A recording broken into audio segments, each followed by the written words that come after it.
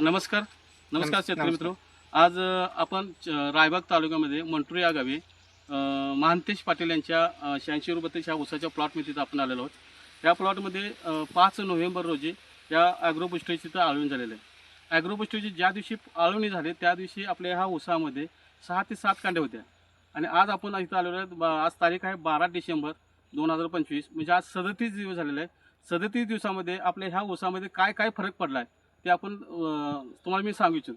आता इथं बघा, ज्या दिवशी आपण वाळवणी केली त्या दिवशी ते भरणी करायची होती, त्यामुळे तिथं खाली एक ऊस गेलेला आहे.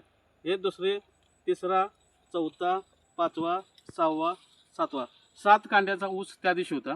त्यानंतर आपण आळवणी केल्यानंतर 1 2 3 4 5 6 आणि इथं 7, म्हणजे 37 दिवसामध्ये 7 कांड्यांची वाढ इथं आपल्या ऊसामध्ये दिसली.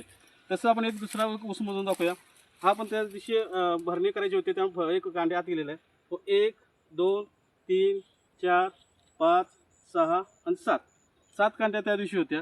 त्यानंतर आपण बघितलं तर 1 2 3 4 5 आणि 6 कांड्यांची इथे वाढ झाली दिसते. म्हणजे मला काय सांगायचं की आम्ही जे शेतकऱ्यांना सांगतो की बाबा एका महिन्यामध्ये 4 कांड्यांची वाढ होते, पण इथं आपल्या 6 ते 7 कांड्यांची वाढ झालेली आहे. तर शेतकरी मित्रांनो, तुम्हाला सांगू इच्छितो की आपल्याला जे ॲग्रोबुस्टर आहे त्या ॲग्रोबुस्टरची जर आपण आळवणी एक आळवणी झाली ह्या प्लॉटवरती आणि एका आळवणीमध्ये एवढा फरक दिसतो आपण.